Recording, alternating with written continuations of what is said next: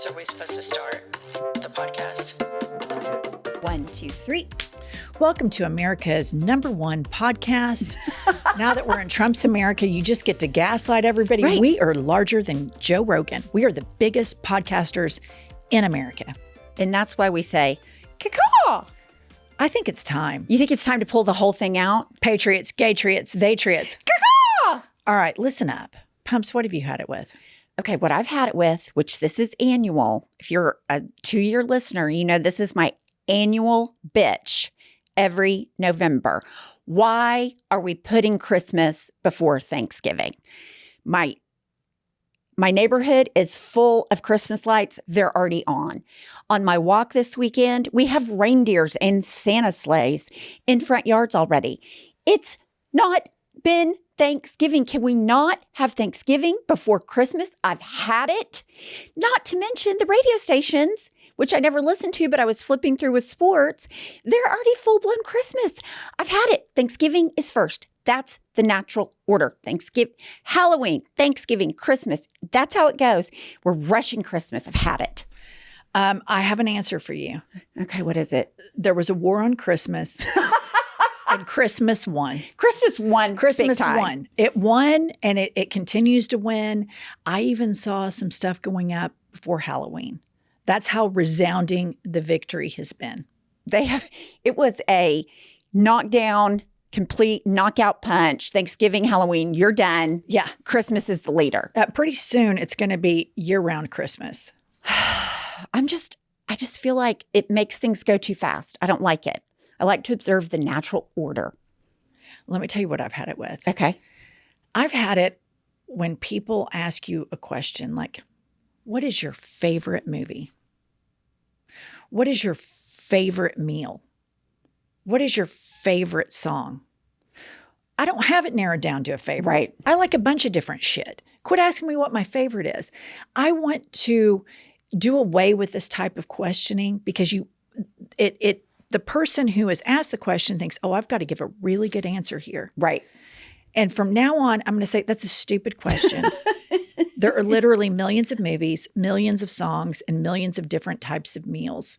I have lots of favorites. I have a lot of stuff that's on my preferred list, but I don't have an actual favorite.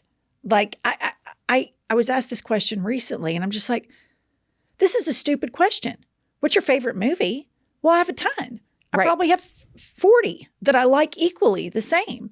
And then the same with songs and the same with meals. I don't have a favorite. I think that's a very narrow-minded approach to have to life, that you just have this one favorite. Okay.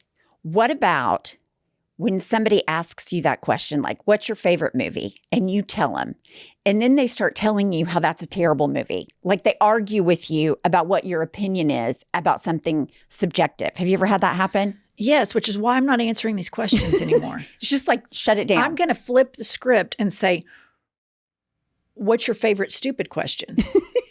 Out of all the stupid questions you can ask somebody, what is your favorite one? That's what I want to know. That's a great flip the script. Uh-huh. I really like that. Yeah. How about, what's your favorite stupid question other than the one you just asked me? Exactly. I like See, that. that's the kind of fuck you attitude we need to bring to 2025.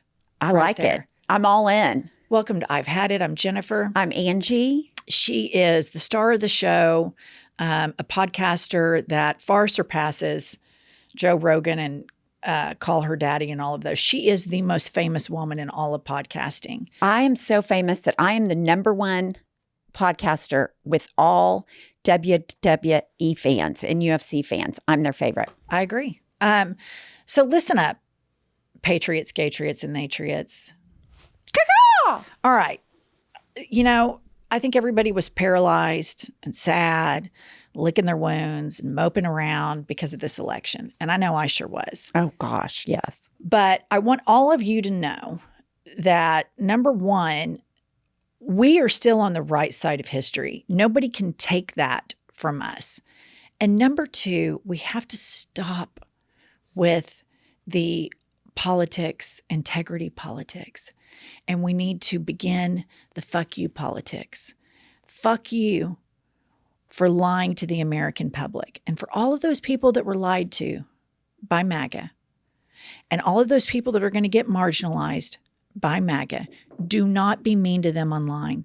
Say, hey, look, you dumbass, we told you he was a liar, but we're here. Our tent is big. You can come over here when the economy tanks. You can come over here when they round up immigrants and deport them. You can come over here when they make gay marriage illegal. And all of these things, we're here. We tried to sound the alarm bells, but you were gaslit. And so our focus, instead of picking on each other, needs to be picking on the person that attempted a coup, that lies to the religious right and tells them he's this big Christian. Meanwhile, he's fucking porn stars. That's where our focus needs to be. And we need to focus on preserving democracy and preserving our right to free speech, because we still have it. We still get to shit talk. That's what this podcast is about shit talking, and we're not giving it up. I could not agree more. In fact, I have a shit talking story. Would you like to hear it? Yes. Okay, it's about your husband. Okay. So recently, Jennifer's husband, Josh, he needed a favor, and he needed that favor from me. And so he needed me to take him to pick up his car that was in the shop. So I said, of course I'll help you. I would love to help you. So we go out to the car, and he was going to have to sit in the back seat because Jennifer was in the front seat. And he threw on a 1 to 10, 10 being the biggest tantrum ever seen by a person in the history of the world. Where would you rate his temper tantrum about sitting in the back seat? As far as Josh Welch temper tantrums go, it was about a 3 or 4. You think? It was more of a passive aggressive. So he starts wiping the seat down, which to his credit, I do have a Siberian Husky that gets hair on it. But he's like wiping the car, and he's sulking, and he's huffing, and he's puffing. And I said, Josh, just let me get in the back seat. I'll just get in the back seat so you don't have to worry about it. So he gets in the back seat, or he gets in the driver's seat. He's driving my car. So then I'm in the back seat. And I said, we need to stop and get gas. And he goes, well, can't you get it after you drop me off? And I said, Josh, I'm sitting in the back seat of my own car because you're such a titty baby. So I think that you should be in charge of getting the gas. So anyway, he gets the gas, I drop him off, and we're getting out of the car. And he actually says to me, when he gets out of the driver's side and I get around from the back, he goes, you look really cute today, except now you have dog hair all over the back of you. And I looked at him and I go, fuck you. The best part about Josh is, as annoying as he is, that story tickled me for 2 or 3 days. I thought it was hilarious. So in that vein, listener, and going back to where we are, if you have people in your lives that voted for Trump, and then they are upset because they start to realize they were lied to, you can say, fuck you. I'm here for you, but fuck you. That's the lesson. You do not have to say, fuck you. You get what you deserve. Right. You say, fuck you. I'm here for you. I know you were lied to. I know you bought into it. I know you went down a conspiracy rabbit hole, but we here at I've Had It are here for you, and our community is here for you. But listen up, listener. This is going to be a tough fight. It's going to be an ugly fight. It's going to be a brutal fight, but we still have the First Amendment. And for us here at I've Had It, the First Amendment is shit talking. The First Amendment is telling Josh Welch, fuck you. Yeah. So that's where it is. That's where we are. Now, if some of you have tightened your circle because you just can't be around Trump supporters, I get it. I've been doing that for a very long time because it's difficult to face people that there's different levels of Trumpers, but especially the ones that you know feast on the racism and feast on the cruelty. You can have a boundary with them. You don't have to actively scream fuck you to them. But every single day, we have to come together and form communities and support each other and remember that in all of these big economic centers, they're overwhelmingly blue. Mm-hmm. We have power and we still have it. And we have to stay together to fight this cause together. And that's why in this podcast, each and every Tuesday and Thursday. We're going to laugh. We're going to say, fuck you. And we're going to have fun. Kathy, our producer, is here. Kylie, Kathy, what's going on? I have an email to read you. Speaking of shit talking, she said, "Hi, Jen and Pumps.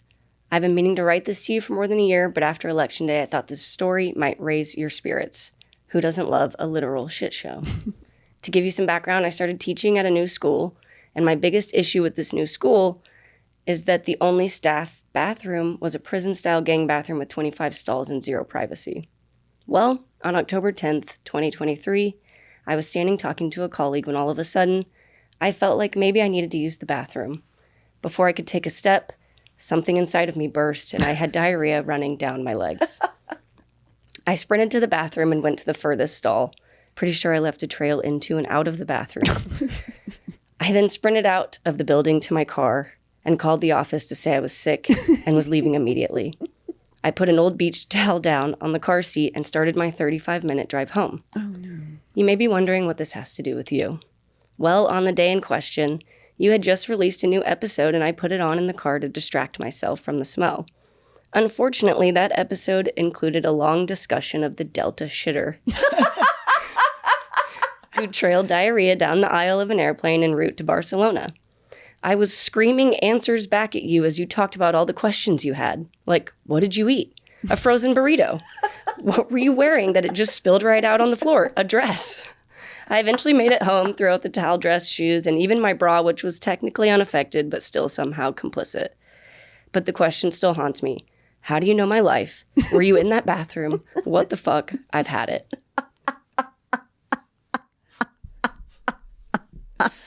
Oh my God, that's just... I've been there. I have been her. I mean, it is the absolute worst. I mean, and then you have to, not only did you shit all over yourself in a public place, which that's the worst. Like you think that I can't get any lower than that.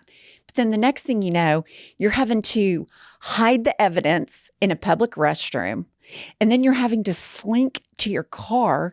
Then your car's just a disaster area. No, I've been there. I feel her pain. I get it. Completely get it.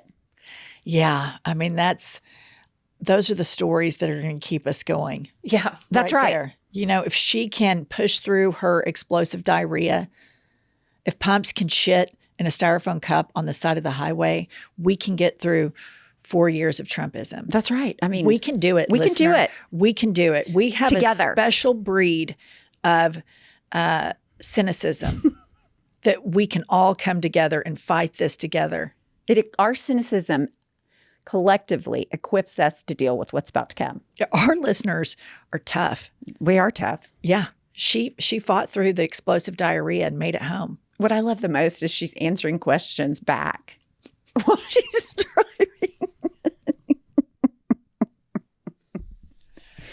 All right, listener. Today we have a very special guest, and he has been a friend of mine for a very long time. And he is the president of the National Mayors Association, and he is the mayor of our great city, and his name is Mayor David Holt. And Oklahoma City, you might be thinking, why are you having a mayor on? Oklahoma City is like a 50-50 city. 50% voted red, 50% voted blue. So let's ask Mayor Holt, what the fuck? How do we do this? And I'm asking for leadership on a local level. We're going to start local. Yes. Yes.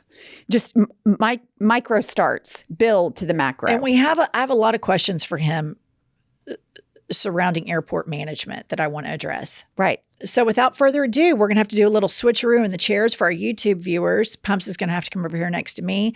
And let's welcome Oklahoma City Mayor David Holt. Listener, this may come as a total shock to you, but Pumps and I have not always been this pulled together and rock solid.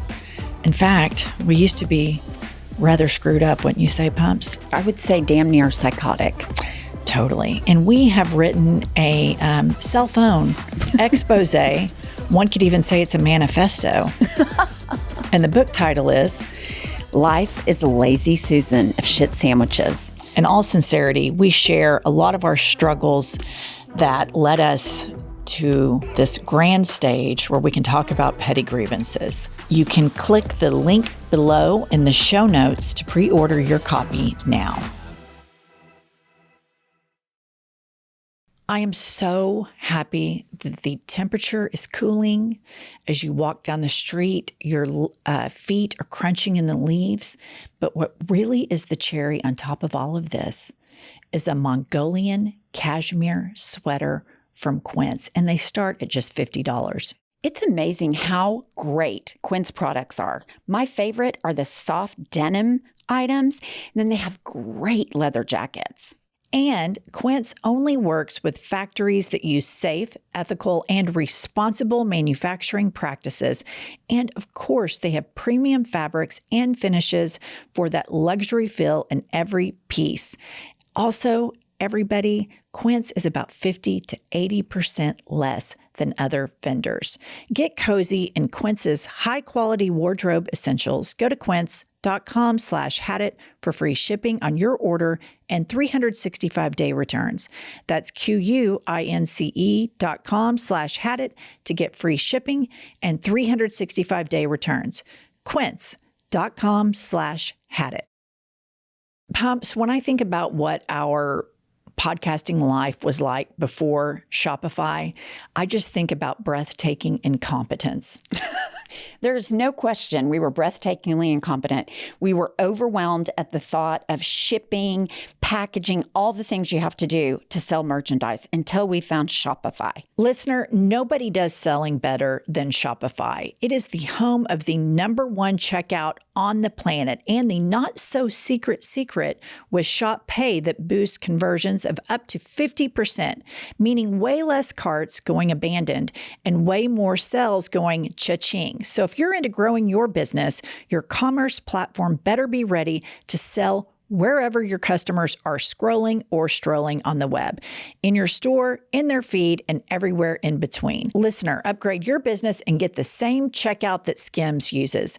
Sign up for your $1 per month trial period at shopify.com/hadit, all lowercase. Go to shopify.com/hadit to upgrade your selling today. Again, that's shopify.com/hadit. All right, let's welcome to I've Had It, my friend, Mayor David Holt. Mayor, how are you today? I am wonderful. This is a huge honor because many of your listeners may not realize, but you two are the pride of Oklahoma City. And I don't know about that. I think maybe you think we're the pride of Oklahoma City. Per the last election results, 50% or 49% may think we're the pride. Right. The other might think we are the devil. But Oklahoma City is really purple, isn't it? yeah, I mean, I often say it's kind of and by the way, we should probably establish we are in Oklahoma City right now. I don't know that everybody listening to this knows this, but yes, Oklahoma City is really a microcosm of the country, both politically, demographically, and in the way we vote in state and federal elections. And that sometimes is lost because people think of Oklahoma. Right. But Oklahoma City is very different than Oklahoma. And yes, the county last week that makes up 80% of Oklahoma City voted 49-48. Yeah. I mean, it's basically, as I said, a microcosm of the country. Exactly. All right, Mayor, what have you had it with? I have had it with people who listen somehow, some way to like 20 podcasts every single day.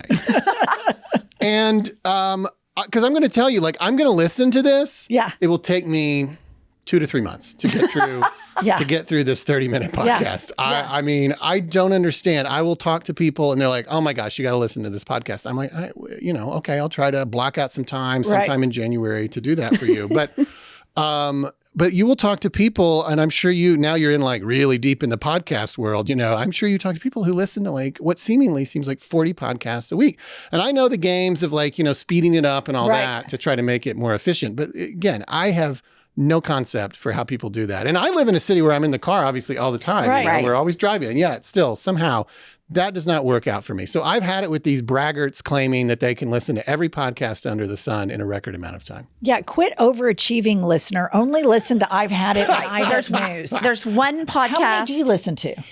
Okay, so I watch podcasts at night on YouTube instead of like TV. Okay. So I probably do I probably do 5 or 6 a day. Now I'll fast forward. I've had it with you. See?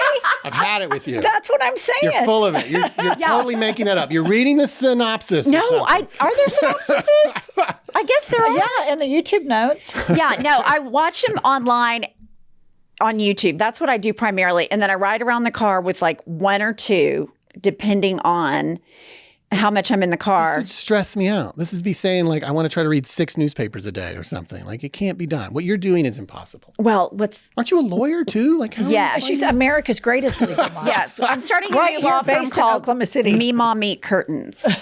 Oklahoma City. Here we go. Okay, we have a question for you. And a lot of our listeners, everybody has the most grievances during air travel. Mm-hmm. And so I want to know, who is the boss of Will Rogers Airport? That's our airport in Oklahoma City. Who's the boss? Well, I mean, so the airport is owned by the city. Okay. It has a director. Okay. He answers to a board, Okay. a trust, technically. Right. And I appoint all the members of that trust. Perfect. I was afraid that was what Yeah, you were wanting me to This say. is listener. We are about to impact micro change right here. Okay. So we have some grievances. Okay. Should I Okay. have brought a notebook?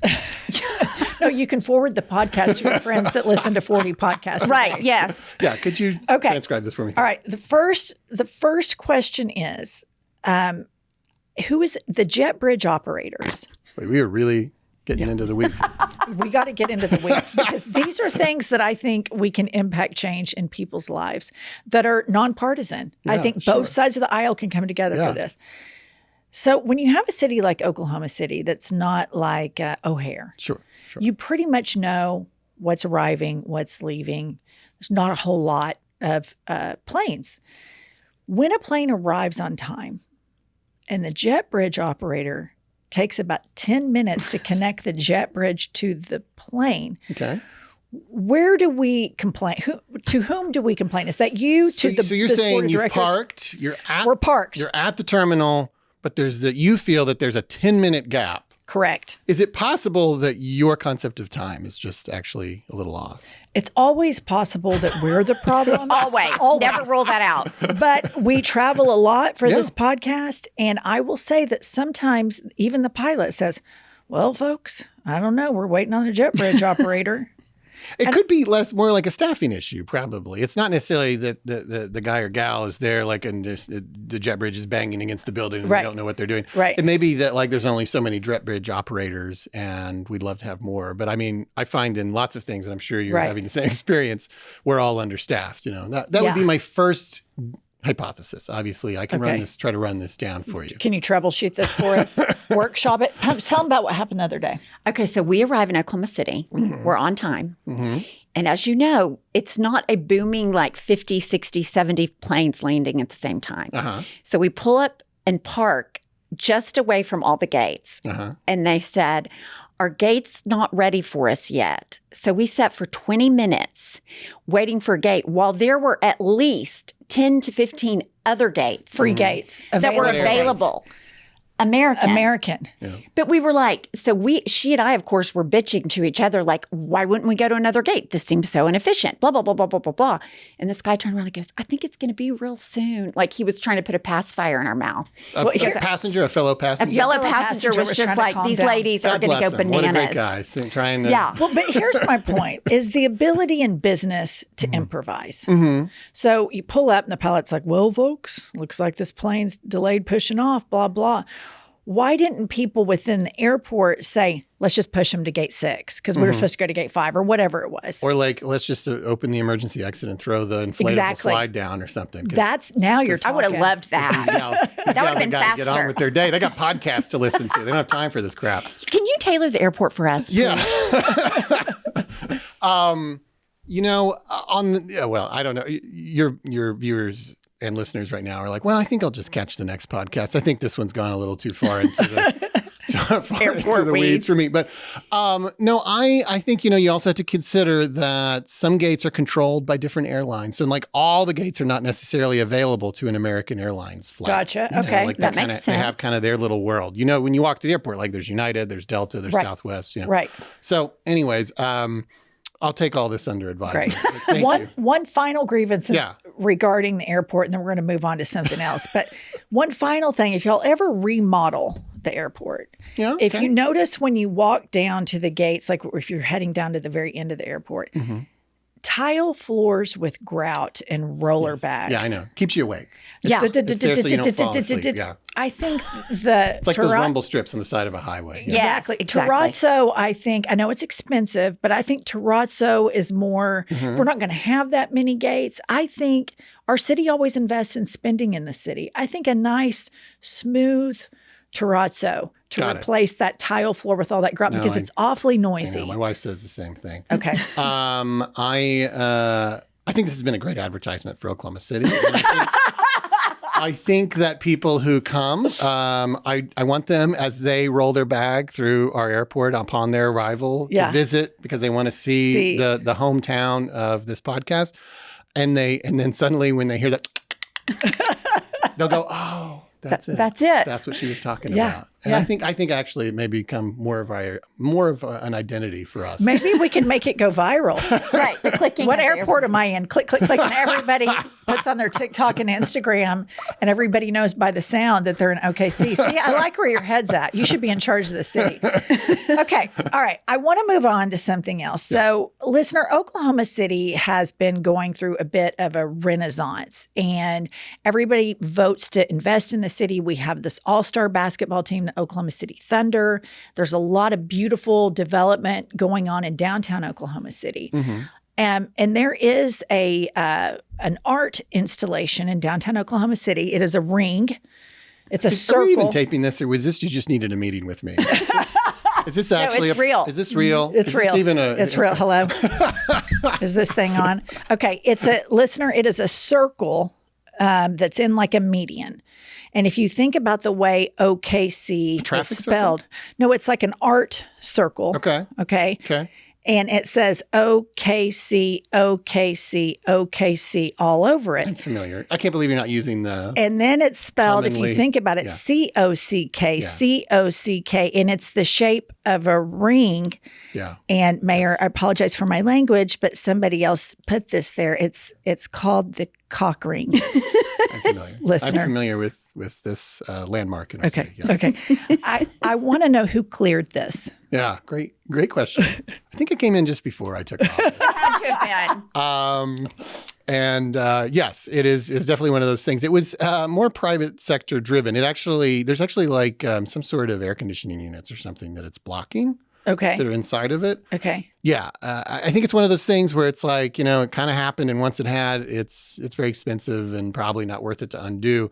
But a little bit one of those things where you thought nobody said anything. I think it's actually a great case study in sort of human behavior because there probably were people who noticed it. But like, how do you say that out loud? How do you say that out loud at a planning meeting? Exactly. Or, I mean, is this. And you're probably like, oh, that's so childish. Nobody will ever say Right. that. No one will ever think that. And then everybody immediately goes, oh my gosh, it's a cock ring. Oklahoma City has a cock Or ring. is this the gay agenda working in secretive ways? Did these gays install a cock ring in the middle of the heartland? I don't know. I mean, these are just questions that I think You're our just listeners. asking questions. We'll put the picture of the cock ring for our YouTube watcher so you can see it.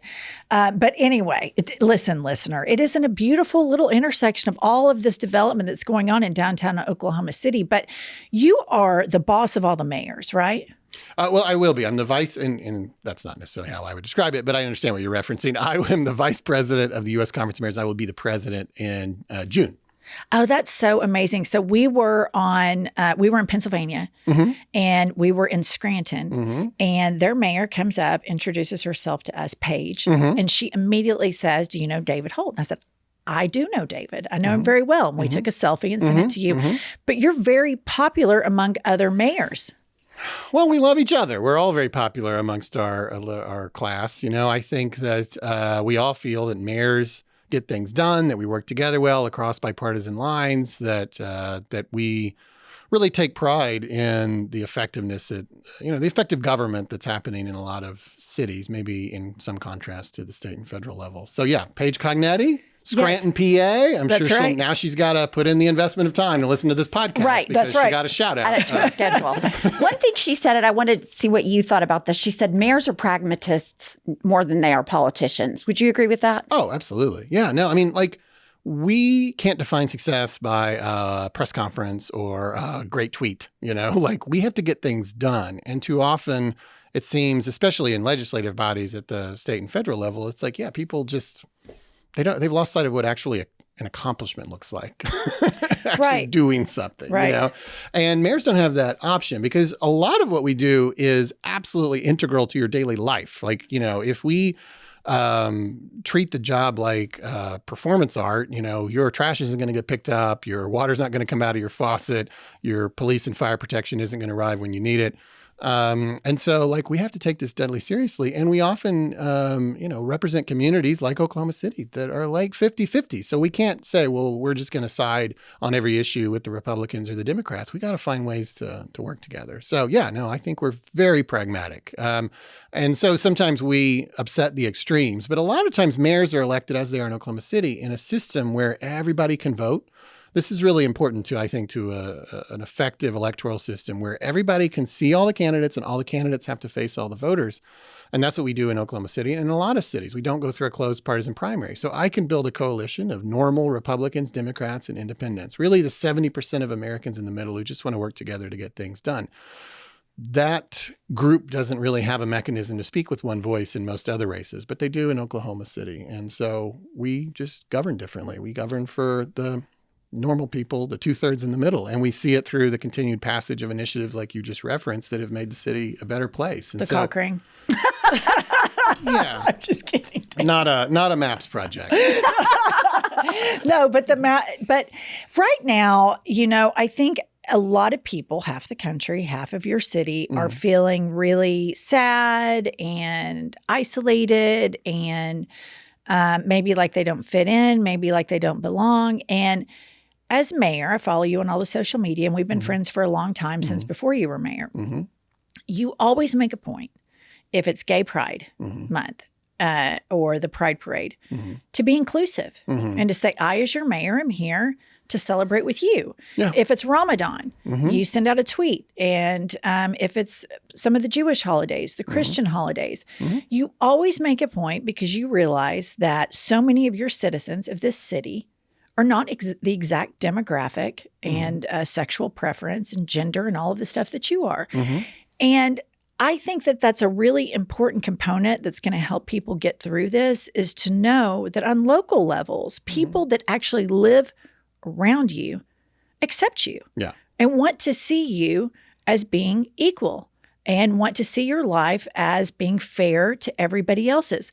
So what can you speak to a lot of our listeners who are, literally in the fetal position, terrified, because we have a lot of LGBTQ plus listeners, and they feel like they're going to be even further marginalized. What do you, as a mayor of a 50-50 city, what message do you have for these people that feel so forgotten about and marginalized, both from the electorate and from the incoming administration? Certainly here in Oklahoma City, I think my message is, as it has been for the 6 years I've been mayor, that all people are welcome in Oklahoma City. And as you said, I have and will continue to go out of my way to make sure that they see that tangibly. And as you said, it's not just like historically marginalized populations. I also wish everyone a Merry Christmas and a Happy Easter. Right. Everybody deserves to feel valued in Oklahoma City, and I can't necessarily extend that influence any farther than the city limits of my city, but I've also always viewed in life that I'll just try to control what I can control and try to, set a good example in my backyard. And that's not going to change. And as I said earlier, here in Oklahoma City, we've found a way to work together. The last election in Oklahoma City, the last presidential election, was 49-48, actually. We've had two straight 49-48 elections in Oklahoma County, the largest county in our city. And that came 11 months after MAPS 4 got 72%. This election came 11 months after a major plan to keep our city a major league sports city got passed by 71%. So we keep showing that even as we're voting in a divided way on federal officials, we are uniting on key issues to our city. So I think we'll keep trying to do that. I can't control everything, but we have managed to hold this together in the face of nearly a decade of national division. And part of it is built on this idea that everyone has value. And, I ran on and have served under this ethos of one OKC. And that's what that means to me, that we all should be part of our city's narrative. And certainly we maybe had overlooked that in the past. We're a very diverse city. Under the age of 18 in our city is 60% non-white. So, and we have people from every corner of the world and every religion. I just will always, I don't want to serve if I have to do it in a bigoted way, or an exclusive way. I want to serve in a way that appreciates all our residents and truly all our residents. Sometimes people that kind of swing the pendulum the other way, they're like, well, I just only want to represent the marginalized populations. Well, Right. That's not right either, right? Right. It's got to be for everybody. And that's Right. the way I view it. Well, I think it's really important that you say that, because I think right now, leadership, even though you only represent Oklahoma City, we've had, Senator Bernie Sanders on, and he only represents Vermont. But the messaging, because of how close we all are now through social media and the instant delivery of news and of people's opinions, there are people outside of Oklahoma City. There are little, we have a lot of LGBTQ plus people that live in these rural areas. And hearing somebody say, hey, you're accepted. I don't think you're any different than me. I think you have the same value as me, goes an incredibly long way, because sometimes I think these communities feel like, the bullying it starts local and then it gets national. And so I've been thinking a lot about you because, listener, David is a Republican. You're the only Republican I've ever voted for in my life. Same. Ever. Well, no, that's not true. And when it comes down to it, I vote for you because you're so inclusive. And in being so inclusive, you don't really lose that many votes from the other side either. It's a position that brings people together. And I think when you look at, you were talking about the MAPS project, and listener, that's where our city votes for tax increases to enhance the city. And when you think about any time these issues are brought up on any ballot anywhere, if it's legalizing marijuana, if it's raising the state minimum wage, typically these ideas, when they're brought without any personality representing them, people typically vote for security and the advancement of our species, like advancing together. And I think that the instance of you being a mayor of a city that's 50-50, and everybody's pretty united. Of course, you've got, few jerks over here that are like, oh, he's too woke, and some over here saying you're not woke enough. And that's just always what it is. But I think when you most recently... I said 70%. I didn't say 100. Yeah. You won by 70%. No, I'm saying like that's kind of like that 70% leaves room for that 15 and 15. That's right. Kind of on the extreme. So you just can't ever be satisfied. Yeah. Sorry, go ahead. No, but I think that there's a big message in here for, as we look forward to something beyond partisanship and building consensus. And we start with a default setting of just everybody's welcome here. And don't go crazy. I'm not talking about immigration and all that. I'm talking about people that live in the cities they live in and live in this country right now. We need to be welcoming, accepting, and loving to all. Don't you think? Right. And that's what freedom is supposed to be about. As you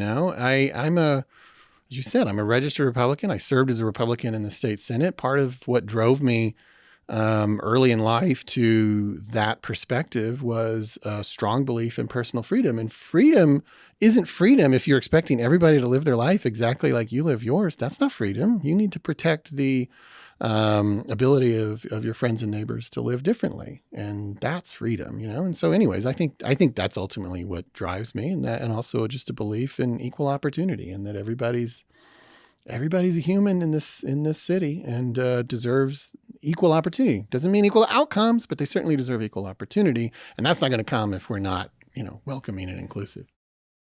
Pumps, our ability to suck and then wake up the next day and suck more than the previous day is undefeated. It's unparalleled. We are the champions. If you would like to see how bad we suck, please join us in New York City in November for, just some world-class shit talking. That's right. Live And in person. That's right.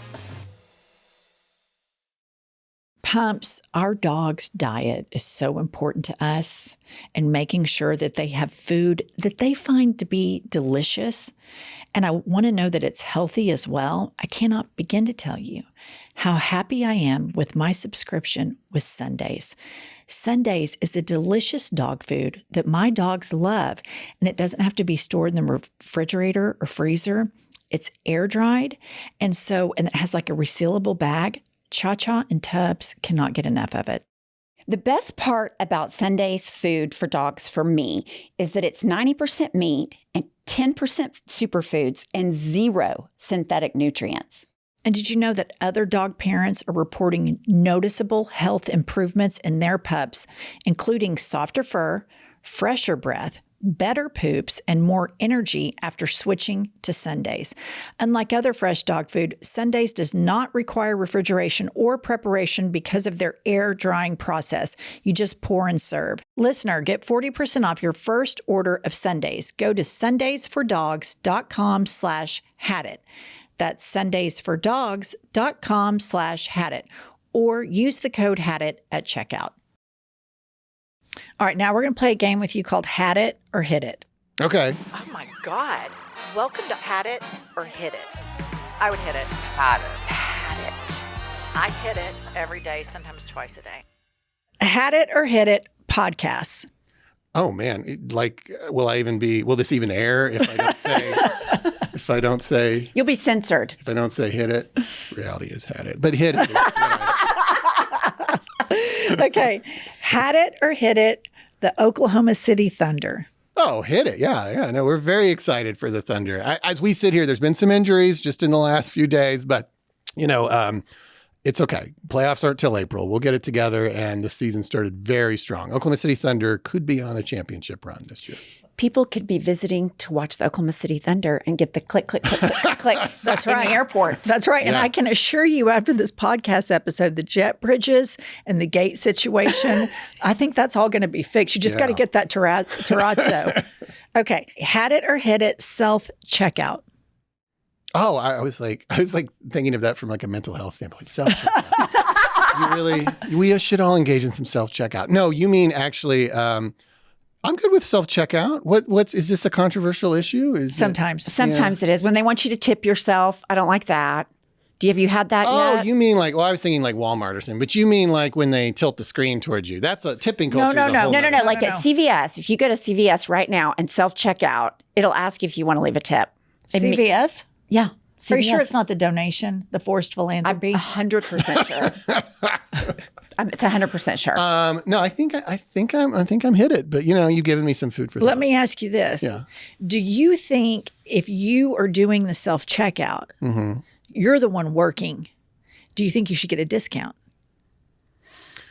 Well, I mean, honestly, I think you are, because they could no longer afford all of the employees in order to keep, I think you're essentially getting that benefit of fewer employees through probably not necessarily price decrease, but probably a lack of a price increase. We're really getting into like econ and capitalism here. But, I think you essentially are getting some sort of financial benefit for the fact that you're checking yourself out. You just want to see it more directly. I don't think the end user is. Yeah. I would probably say the board is, but I don't think the end user is getting some sort of benefit. But that's a whole nother podcast that we can add to the 40 that you're going to start listening we'll to get Bernie weekly. on for that one. That's right. That's right. Okay. Had it or hit it, book banning. Oh, had it. No, this is ridiculous. That's un-American. You can't ever profess your belief in the First Amendment or the contest of ideas and think that some things are simply not fit for our library shelves. I understand. I mean, it's reasonable conversations you can have about age appropriateness. That's a different issue. But and a reasonable one. But just the idea that you would just say, this book shouldn't even exist in the world to the extent that we should actually throw it on a fire. I mean, like that's has never ended well, and it has never been something that we've looked back on with pride. So I don't know. Right. History's never kind to the book banners. Okay, had it or hit it, selfies.